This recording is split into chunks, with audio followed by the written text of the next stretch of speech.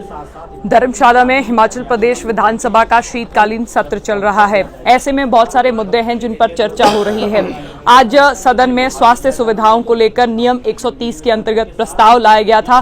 प्रदेश में किस तरह की स्वास्थ्य सुविधाएं हैं और उन सुविधाओं में किस तरह की कमियां हैं, इन सभी मुद्दों पर बात करने के लिए हमारे साथ भाजपा विधायक विपिन सिंह परमार हैं। पहला सवाल, सुबह जब आप लोग आए सेशन में, गारंटियों का चोला पहनकर आए, लेकिन मुख्यमंत्री ने यह भी कहा कि गारंटियां 5 साल के लिए हैं, वो 1 साल के लिए नहीं।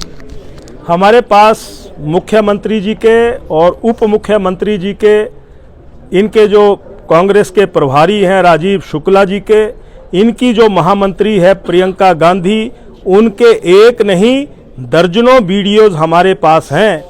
उन्होंने हिमाचल प्रदेश के देवी देवताओं की कसम खाने के बाद और अपने जितने मंदिर हैं, मंदिरों की कसम खाने के बाद ये कहा था कि जनवरी में हुकूमत बनाओ, हिमाचल प्रदेश में 10 की 10 गारंटियां पूर्ण हो जाएंगी।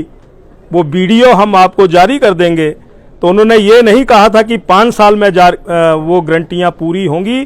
इसलिए ये गारंटियां ना तो इनसे पूरी होंगी। मैं इतना ही कहना चाहता हूं कि हिमाचल प्रदेश की जनता के साथ जो छल हुआ है, उस छल को हम सड़कों पर रैली के रूप में, धरनों के रूप में और यहाँ पर विधानसभा में तथ्य के रूप में अपनी आवाज को उठाएंगे। ये बात मैं यहाँ पर कहना चाहता हूँ। आज नियम 130 के अंतर्गत सदन में जो प्रस्ताव लाया गया था, जिसमें हिमाचल प्रदेश की स्वास्थ्य सुविधाओं के विषय में चर्चा हो रही थी, गंभीर बीमारियों पर चर्चा हुई, लेकिन सवाल इसमें यह है कि इसके लिए पूर्व सरकार जिम्मेदार है या फिर वर्तमान सरकार, क्योंकि पूर्व में आपकी सरकार भी रही है, आप भी स्वास्थ्य मंत्री रहे हैं। आपको क्या लगता है, तथ्य क्या है? क्योंकि सदन में भी हम जब ये बहस देख रहे थे तो तथ्य विपक्ष के पास भी क्लियर नहीं थे। विपक्ष के पास तथ्य क्यों नहीं थे? मैं बहुत जिम्मेदारी के साथ सारी बात मैंने वहाँ रखी है। मैंने अगर हीमोफीलिया की बात की है, थैलासीमिया की बात की है, किडनी डिसऑर्डर की बात की है, बॉडी डिसऑर्डर की बात की है, मस्कुलर डिस्ट्रॉफी की बात की है, कैंसर की बात की है, तो हमने ऐसे बीमार लोगों को हिमाचल प्रदेश में चिन्हित किया था और सहारा योजना उन्हीं के लिए शुरू की थी, जो पिछले 1 साल से बंद पड़ी है। अगर ये सरकार बहुत संवेदनशील है तो वो राशि जारी करे और ऐसे पीड़ित लोगों को उनकी सहयोग राशि आगे बढ़ाएं। तो मैं ये कहना चाहता हूं कि हिमाचल प्रदेश में हमने, प्रधानमंत्री श्री नरेंद्र मोदी जी ने आयुष्मान योजना शुरू की थी, हमने हिम केयर योजना शुरू की। 8 लाख लोगों का लगभग 800 करोड़ रुपए से निःशुल्क इलाज इन दोनों योजनाओं के तहत आयुष्मान और हिम केयर में हो चुका है। तो हमारे मन में भी और हमारे दिलो दिमाग में भी स्पष्टता है।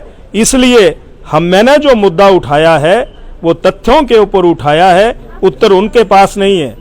इनको 207 करोड़ रुपया जारी करना है ताकि हिमाचल प्रदेश में मेडिकल कॉलेजेस या जहां पर सरकारी इलाज हो रहा है वो भुगतान हो सके और हिमाचल प्रदेश के लोगों का निःशुल्क इलाज हो सके। ये हिमाचल प्रदेश के आप भाजपा के स्पेशली विधायक ये कहा करते थे कि कांगड़ा को जिम्मेदारी नहीं मिली है, कांगड़ा को नेतृत्व नहीं मिला है। अब तो हिमाचल प्रदेश के मुख्यमंत्री सुखविंदर सिंह सुक्खू ने कांगड़ा को भी नेतृत्व दिया है।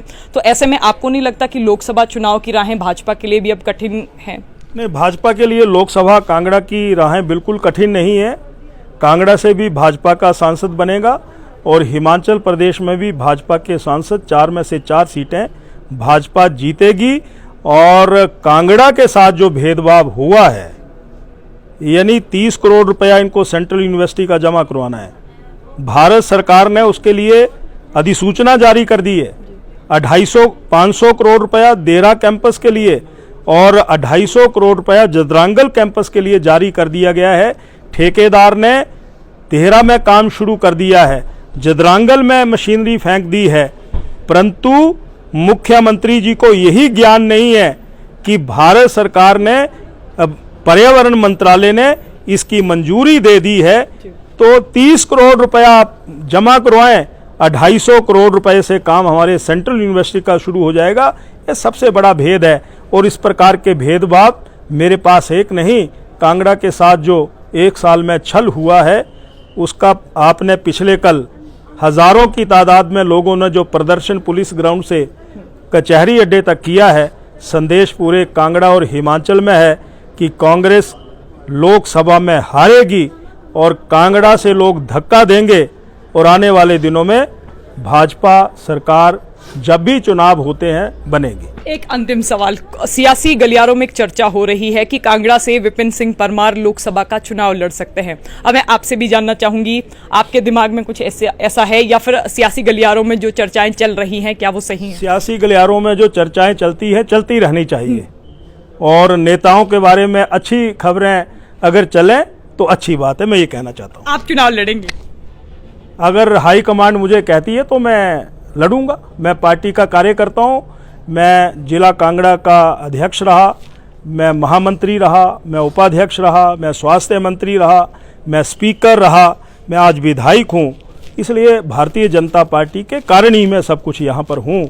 इसलिए पार्टी जो मुझे आदेश देगी और आदेश देगी या ये कहेगी पार्टी में कमल का फूल चुनाव लड़ता है, कमल का फूल चुनाव लड़ता है, जिसके हाथ में भी वो कमल का फूल होगा वो जीत करके आएगा। साधारण कार्यकर्ता भी उस मुकाम पर पहुंच सकता है। जैसे आपने 3 प्रदेशों में भारतीय जनता पार्टी के मुख्यमंत्रियों को देखा है, यानी यहाँ पर व्यक्ति नहीं विचार बड़ा है, तो उसी विचार को लेकर के जिसके हाथ में कमल का फूल होगा वो जीतेगा। ठीक है। भाजपा विधायक विपिन सिंह परमार हमारे साथ थे। सत्ता और सियासत की बात भी हमने विपिन सिंह परमार के साथ की और आज जो स्वास्थ्य सुविधाओं को लेकर सदन में चर्चा हुई उस संबंधी भी हमने बात की। तो फिलहाल संवाद भारत में अभी के लिए बस इतना ही। नमस्कार।